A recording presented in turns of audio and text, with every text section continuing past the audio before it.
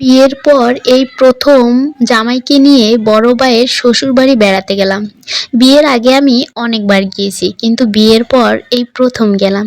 তো ওখানে গিয়ে আমরা কি কি মজা করলাম, কি কি করলাম, সবকিছুই কিন্তু আজকে তোমাদের সাথে শেয়ার করব। হ্যালো ভিউয়ার্স, আসসালামু আলাইকুম, welcome back to my channel. তো আমরা যাব তা শুনে আমাদের মাওই আমাদের জন্য একটা মুরগি সিলেক্ট করে রেখেছে, যেটা আমাদের খাওয়াবে। আর তার এটা কিন্তু পালন করাই মুরগি, নিজের হাতে পালন করা দেশি মুরগি। তো সে বরাবরই অনেক মুরগি পালে, তো এবার তার তুলনায় একটু মুরগি কম, তার অনেক মুরগি থাকে। আর সেখান থেকে আমার ভাবিও আনে, তারও মুরগি থাকে, হাঁস থাকে। তো আজকে আমাদের জন্য একটা মুরগি, দেশি মুরগি রান্না করবে। আর একটা মজার ব্যাপার হলো, এবার আমরা যার বাসায় বেড়াতে গিয়েছি তারাই আমাদের দেশি মুরগি খাওয়াইছে, তাদের নিজেদের পালা। যেমন আমার শাশুড়ি, আমার মা, সবাই, তারপর মা, ওই সবাই কিন্তু আমাদের তাদের নিজের পালা মুরগি খাওয়াইছে। আর এই ব্যাপারটা কিন্তু অনেক মজার, তাই না? আমার কাছে না ভীষণ ভালো লাগে নিজের হাতে পোষা, মানে পোষা পশু পাখি থাকলে ভালো লাগে। কিন্তু জানি সেটা কিন্তু খেতে কিন্তু অনেক কষ্ট লাগে, কিন্তু তারপরও নিজের হাতে একটা মানে কি বলবো, গ্রামে থাকলে হাঁস মুরগি পালা যায়, এই যে ব্যাপারটা, ডিম খাওয়া যায়, এই যে ব্যাপারটা আসলে কিন্তু অনেক মজা, তাই না? এটা আমার অনেক অনেক ভালো লাগে। জানি না মহান আল্লাহ তাআলা আমার মনের আশা কবে পূরণ করবে। আমারও ইচ্ছা আমার গ্রামে একটা ছোট্ট বাড়ি হোক এবং আমি সেখানে সব কিছু জানি পালতে পারি।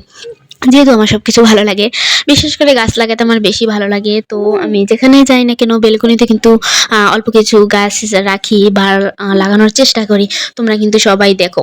তো তারপর কি করলাম, আরেকটা মজার বিষয় তোমাদের সাথে শেয়ার করি, আর সেটা হচ্ছে আমাদের বড় ভাবির বাবার বাড়িতে প্রচুর পরিমাণে নারিকেল গাছ, প্রায় 35টার উপরে মনে হয় ওদের বাড়ি নারিকেল গাছ আছে। কিন্তু দুঃখের বিষয়, আমরা যে মানে ডাবের যে পরিমাণ খাওয়ার আশা করছিলাম বা খেতে চাইছিলাম, লোক পাইনি, গাছে উঠানোর জন্য কোনো লোক পাইনি আমরা। তারপরেও অনেক কষ্ট করে তালই আমাদের জন্য একটা গাছ থেকে কিছু ডাব পারছিল, এবং ডাবগুলো অনেক বড়, মানে বড় ছিল, এবং খেতে খুব, পানিটা খুব মিষ্টি ছিল। অনেক ভালো লাগছে নিজের গাছ থেকে ডাব পেড়ে খাওয়া, সেটা কিন্তু একটা মজার বিষয়, তাই না? তো এটা হচ্ছে আমার ভাবির আপন ফুফাতো ভাই আমাদের জন্য ডাব মানে কাটতেছে। এইদিকে দেখেন আমার ভাইয়ের ছেলে আমার মেয়ের জুতো পরে আসছে, তো আমি আবার ওকে বকা দিছি যে তুমি ছোট মানুষের জুতা কেন পরছো। তারপর আবার চলে গেছে। তো ভিউয়ার্স, আমার ডেইলি ব্লগ ভিডিও পাওয়ার জন্য কিন্তু অবশ্যই আমার চ্যানেলটি সাবস্ক্রাইব করে আমার সাথে থাকবে। আশা করি আমার ভিডিওগুলো কিন্তু তোমাদের কাছে ভালো লাগবে, এবং প্রতিদিন তোমাদের জন্য একটা নতুন নতুন ভিডিও নিয়ে আসবো, এবং মজার মজার ভিডিও নিয়ে আসবো। তো অবশ্যই কিন্তু তোমরা কিন্তু আমার চ্যানেলটি সাবস্ক্রাইব করে আমার চ্যানেলের সাথে যুক্ত হয়ে যাবে, এবং তোমাদের যদি কোনো কমেন্টস থাকে তাও কিন্তু কমেন্ট বক্সে শেয়ার করবে।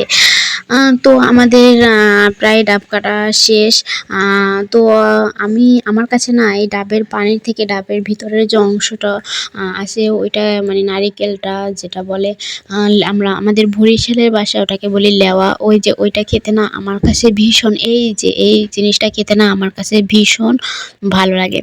যদিও এটা খেলে কিন্তু গ্যাসের পরিমাণটা একটু বেড়ে যায়, এবং এটার থেকে ডাবের পানিটা কিন্তু খাওয়া অনেকটা ভালো। আর ডাবের পানিগুলো এতটা ঠান্ডা ছিল, মানে একদম পরাণ জুড়াই গেছে। আর একটা ডাবের পানি আমি একা না খেতেই পারি নাই, মানে পুরা পেট ভরে যায়। তো আমি আর আমার মেয়ে মিলে একটা খাইছি। মানে ডাবগুলো অনেক বড় বড় ছিল, এখানে অতটা বড় বোঝা যায় না, কিন্তু ডাবগুলো প্রচুর বড় বড় ছিল। এরপরও ডাব পাড়া হয়েছিল, সেগুলো অনেক বড় বড়, এর থেকেও আরো বড় বড় ডাব ছিল।